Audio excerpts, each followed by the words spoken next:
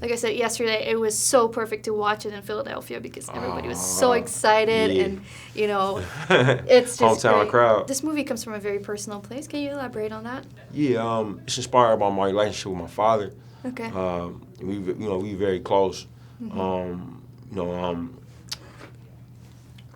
he was big time Rocky fan. Yeah. And he would make me and my little brothers watch the movies all the time. We would watch them with him. Whenever he felt like we needed motivation or whatever, you know. Yeah. And as a result, I became fond of the films as well because they just made me think of him. You know, so that's kind of how my inspiration for this film came from. You know, Donnie, his father wasn't present in his life. Right. But your dad, he was very much present. Very present. Yeah. And you guys even had the same job for a while, right? Mm. So can you talk a little bit about that relationship with your dad? Yeah, we worked at Juvenile. He worked at Juvenile Hall since I was like maybe 4 years old to this day. And when I turned 21, I went to film school, but I needed work because I needed money. And I ended up, getting hired at my dad's job. So we worked together for about 4 years up until the time that I made Fruitvale. And it was really great time. We worked with young kids that were incarcerated in San Francisco. I'm very impressed with everything that you do.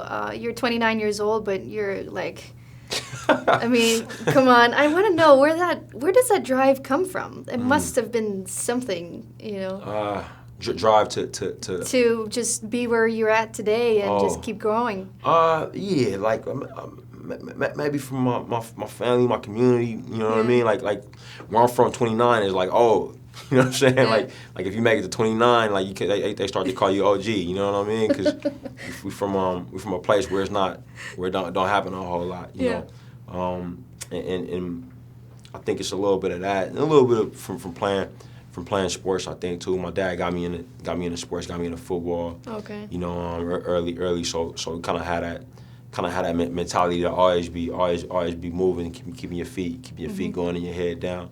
So what do you think is worth fighting for in life? Oh, I would say for your own happiness. You know what I mean? Like that's number one. I would say fighting for what makes you do what makes you happy. And in that, you know what I mean, finding your loved ones, finding your family base that's supportive of you, that wants to see you do things that are good for yourself, Well, speaking about loved ones, a boxer, he needs somebody who's there for him 24/7. Absolutely. But as a director, you need that support as well. Like, Absolutely. who are the people in your life that are always there for you and that will always be there for you? Yeah, it's my family. It's my fiance, my little brothers, my mom and dad, for sure. And I have a massive extended family back in the Bay Area. Yeah. That's why I live there. Yeah. To this day, but yeah, it's my family, and I got a lot of close friends too. Yeah.